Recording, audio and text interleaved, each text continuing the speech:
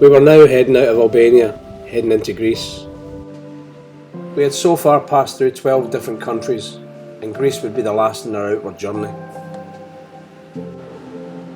A couple of the veterans had told us that Greece would be the end of the road for them, and they would be returning home. This of course was disappointing, but did make our situation a bit easier as we'd be able to fit everyone in the 3 vehicles, although it would be tight.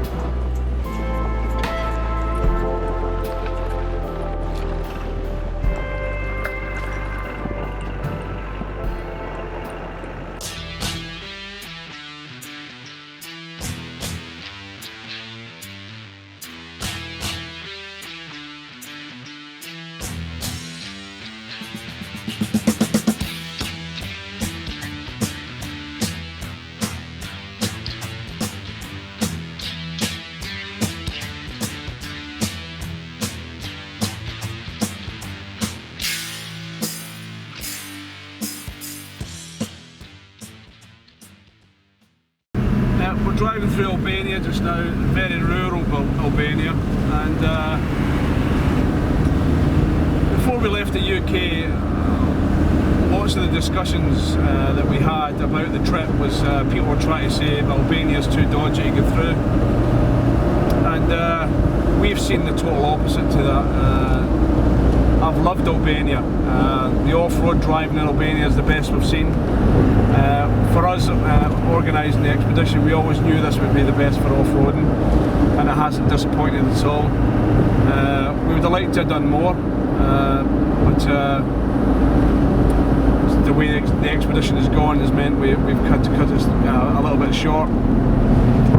But the Albanian people that we've met, we haven't met a single one who hasn't been friendly. They've all been accommodating. They want tourism here. It's very obvious. You can see snippets of development happening within the country. There always seems to be some sort of building going on wherever you go.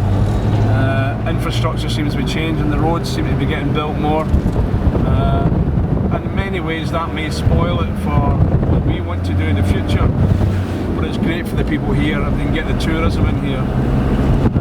I would recommend Albania for a trip for any off-roader out there. The thing is, you don't see many British people here trying the off-road, and I suppose it's not a great sell, but you do see a lot of Europeans from other countries who are not got the same fears of coming to Albania as we have. The off-roading community love it. We've met many people on several campsites we've stayed at who know it like the back of their hand, and they're people we can learn from in the future. So Albania, definitely come back to. Yeah, definitely come back to in the future. I think it's a good place to come.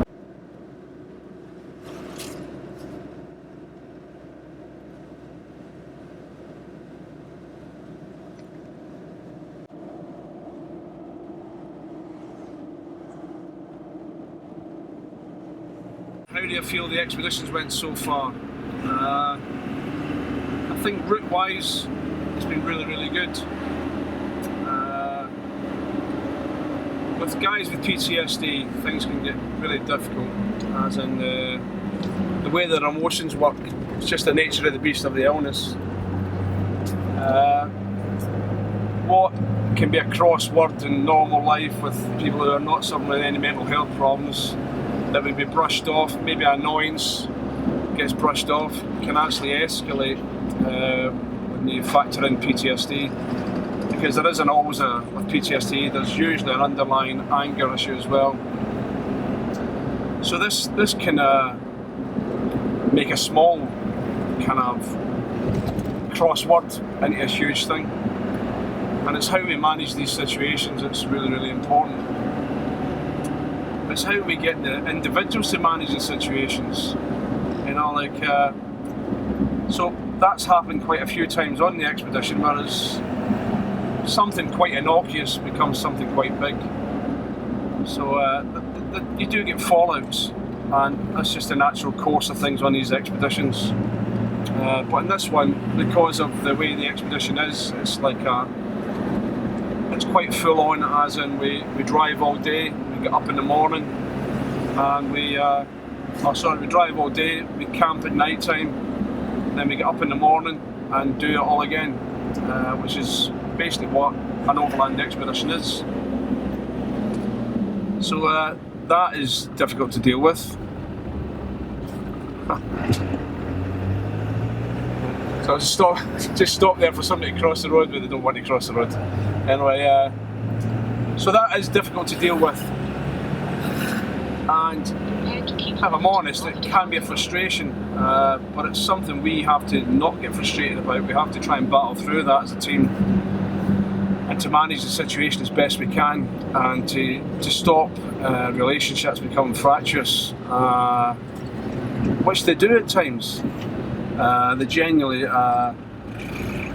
because of the emotions around PTSD, as I've said before, small items become big items, and if we don't nip them in the bud right away, then it gets worse. And because of the nature of this expedition, that has happened. I mean, I'm not saying everything we do is perfect, it's far from perfect. Everything we do is a learning process, and that's not just for us as a team, that's for every single person on here. We crossed the border into Greece and headed for a campsite at the foot of Mount Olympus, with the aim of some of us climbing the mountain the next morning.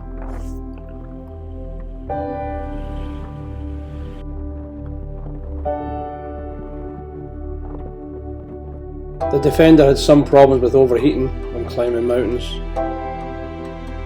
It had pulled over to cool down, and we waited for it at the top of a mountain with fantastic views, then watched it make its way up the mountain to join us.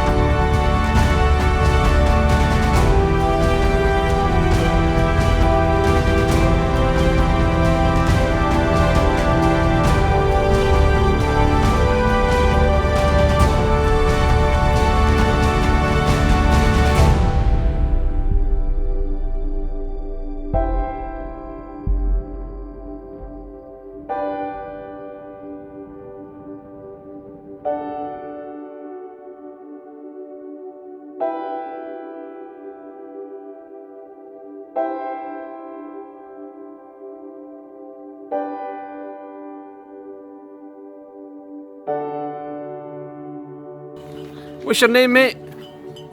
Spilo. My name, Yeah. Sotiris. Sotiris. Exactly. There you go, that's our waiter for tonight. Sotiris is doing a grand job. I think I'm going to be famous now, right? Yes, you are famous now, mate. You're already there. So here, this is the sign for. Look at this. And so beer. Sean, say hello. Hello. Hello. One for you. Let's see. Look at that. That's not a bad view, is it? The night. That's your view of the night. Here. Oh, and there's the romantic chairs for the couple. Oh, no, they're up. They must be the dancing. So, so there they are. Oh no, they're sat next to me.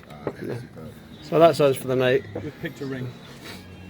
So there we go. I don't think that's too bad tonight, is it? Now, as I said earlier on, oh no, I've not put that video up yet. Mount Olympus is there that way. Aegean Sea that way. Beer for you. Early the next morning, we made our way up to Mount Olympus to start the climb. Mount Olympus is the highest mountain in Greece. It is located in the Olympus range on the border between Thessaly and Macedonia, between the regional units of Perea and Larissa. It's about 80 kilometres or 50 miles southwest of Thessaloniki. Mount Olympus has 52 peaks and deep gorges.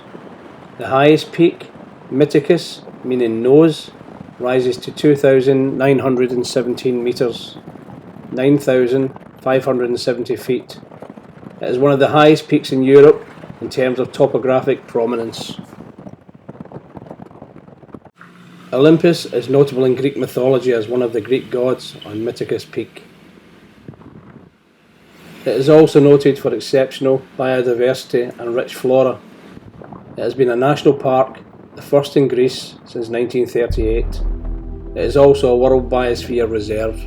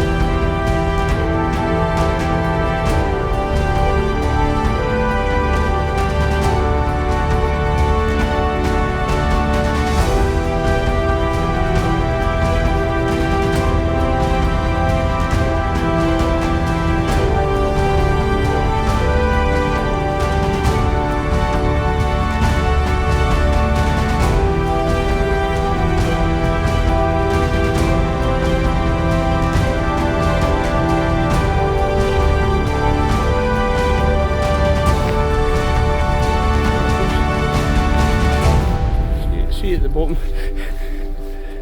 It certainly won't be at the top.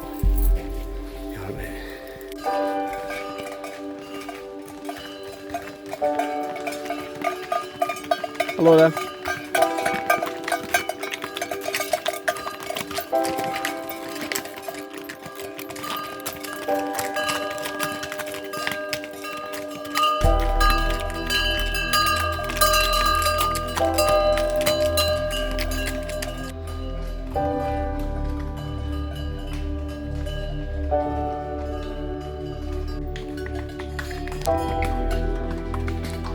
Hello.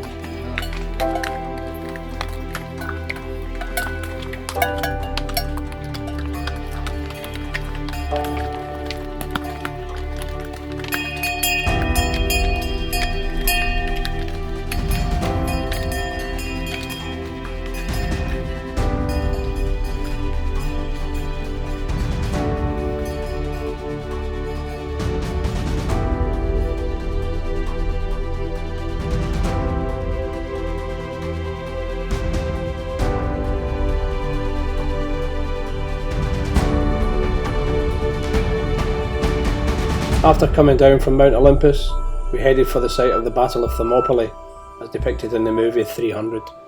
So here we are today. I think it's Friday possibly. I think it's Friday update. Behind me, we're at Thermopylae today, and behind me is the statue or the memorial for the Battle of Thermopylae.